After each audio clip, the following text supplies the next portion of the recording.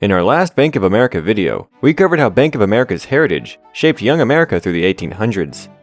Today we move through the timeline of the 1900s. But before we begin today's history lesson, don't forget to hit like and subscribe to show your support for the channel. Alright, let's get into it, and I promise no pop quizzes. The Bank of America name first appeared in 1923 with the formation of Bank of America Los Angeles. In 1928, it was acquired by Bank of Italy of San Francisco, which changed the name of Bank of America 2 years later. The central portion of the franchise dates to 1910, when Commercial National Bank and Continental National Bank of Chicago merged in 1910 to form Continental and Commercial National Bank, which then evolved into Continental Illinois National Bank and Trust. From a naming perspective, the history of Bank of America begins in 1904. That year, innovative banker Amedeo Pietro Giannini founded the Bank of Italy of San Francisco. The bank wrote an important entry in the financial history ledger. Bank of Italy in San Francisco opened the country's first woman-based bank, the Women's Banking Department.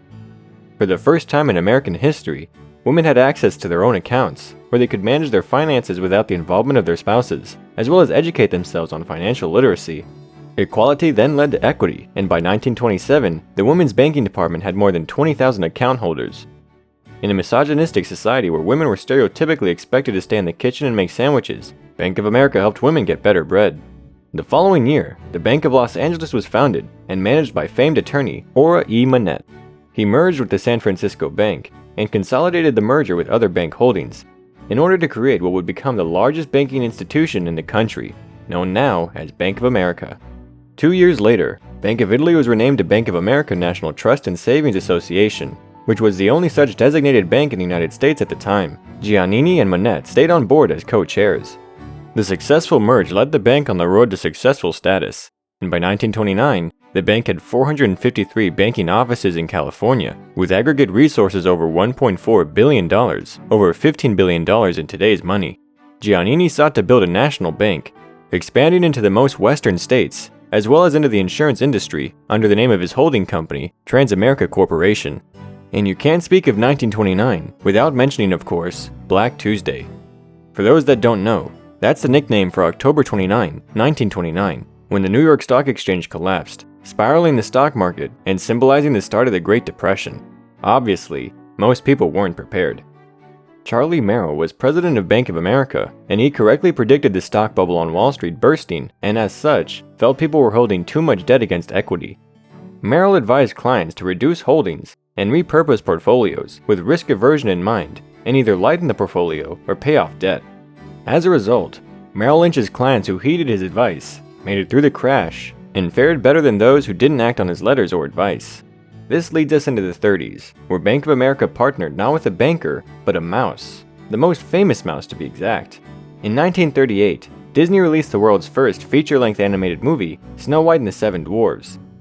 The movie was made possible by financing from Bank of America. The now iconic motion picture shattered box office records, drawing critical acclaim and grossing $184.9 million, or $3.17 billion in today's money. The revolutionary hit sparked a relationship between Disney and Bank of America that evolved into the financing of fellow Disney classics, such as Bambi, Cinderella, Dumbo, Fantasia, Peter Pan, and Pinocchio. Later, the relationship exited the theater and entered the construction zone of Disneyland and later Disney World, both of which Bank of America financed at a cost of $17 million.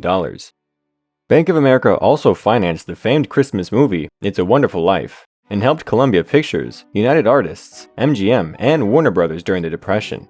Let's fast forward to much better financial times of the 1950s.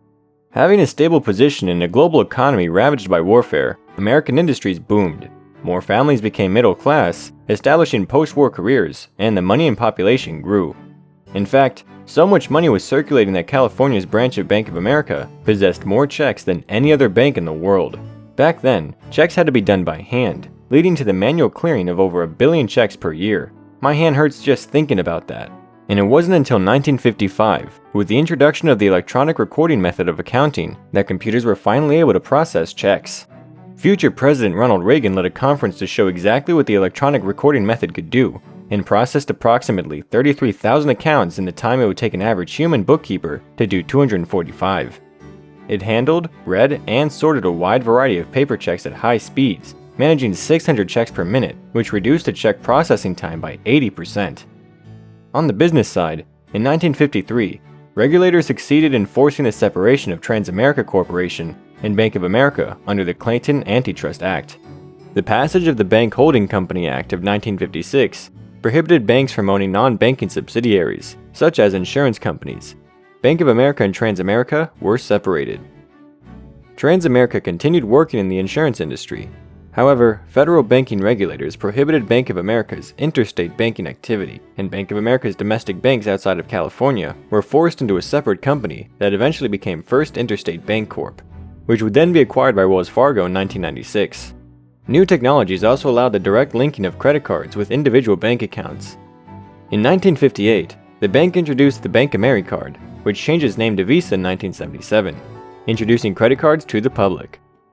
An alliance of other California banks introduced MasterCharge, now MasterCard, in 1966 to compete with BankAmericard.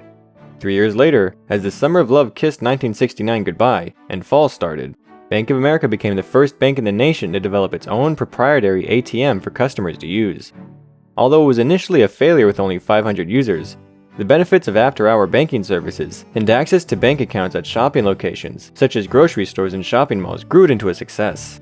Bank of America expanded outside of California in 1983, with its acquisition, orchestrated in part by Stephen McLin, of Seafirst Corporation of Seattle, Washington, and its wholly owned banking subsidiary, Seattle First National Bank. Seafirst was at risk of seizure by the federal government after becoming insolvent due to a series of bad loans to the oil industry. Bank of America experienced huge losses in 1986 and 1987 due to the placement of a series of bad loans in third world countries, particularly in Latin America. The company fired CEO Sam Armacost in 1986, and although Armacost blamed the problems on his predecessor, A.W. Clausen was appointed to replace Armacost. The losses resulted in a huge decline of Bank of America stock to $8 per share in 1987. It's worth noting that this year in particular is infamous in financial history for a rapid worldwide stock crash in October, now known as Black Friday. The steep decline exposed the company to a hostile takeover. First Interstate Bancorp of Los Angeles, which had originated from banks once owned by Bank of America, launched a bid in 1986. But Bank of America stood its ground by selling operations. It sold its Finance America subsidiary to Chrysler and the brokerage firm Charles Schwab back to the original owners. It also sold Bank of America in Italy to Deutsche Bank. By 1992, it had rebounded mightily to $51.38 per share to become one of the biggest gainers of the time period. Why? One reason was Bank of America's big acquisition that same year. The company acquired Security Pacific Corporation and its subsidiary Security Pacific National Bank in California. Other banks in Arizona, Idaho, Oregon, and Washington owned by Security Pacific supplemented the deal. This represented at the time the largest overall bank acquisition in history. Federal regulators, however, forced the sale of roughly half of Security Pacific's Washington subsidiary, the former Rayner Bank, as a combination of Seafirst and Security Pacific Washington would have given Bank of America too large a share of the market in that state. The Washington branches were divided and sold to KeyBank and West One Bancorp, now called U.S. Bancorp. In 1994, Bank of America acquired the Continental Illinois National Bank and Trust Co. of Chicago. At the time, no bank had the resources to bail out Continental, so the federal government operated the bank for nearly a decade. Illinois then ramped up regulations for branch banking. Bank of America moved its national lending department to Chicago in an effort to establish a financial hub in the region. These mergers helped Bank of America Corporation to once again become the largest U.S. bank holding company in terms of deposits. But the company fell to second place in 1997, behind North Carolina's Nations Bank Corporation, and to third in 1998 behind First Union Corp.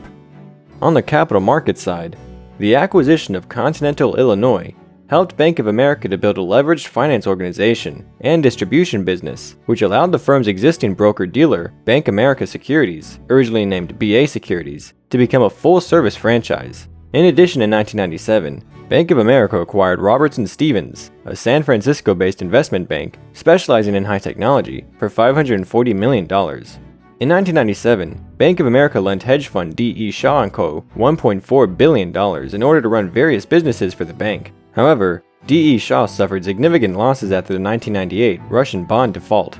Nations Bank of Charlotte acquired Bank of America in October 1998 for $37 billion. That was the then largest bank acquisition in history. The merged bank took the name of Bank of America, hence the holding company, known as Bank America, was renamed to Bank of America Corporation. while Nations Bank N.A. merged with Bank of America, and T and S.A. to form Bank of America N.A. as the remaining legal bank entity. However, the merged company was, and still is, headquartered in Charlotte, and retains Nation Bank's pre-1998 stock price history. It was also around this time that the famous Bank of America logo was developed. In 1998, Bank of America possessed combined assets of $570 billion, as well as 4,800 branches in 22 states. I hope you've enjoyed this long walk down Bank of America's gold-paved memory lane. The bank certainly had a major impact on America's 20th century history. You can make a positive impact on this channel by hitting the like button and smashing subscribe to never miss another video of business content, including our next Bank of America video covering the 21st century. Thank you all for watching.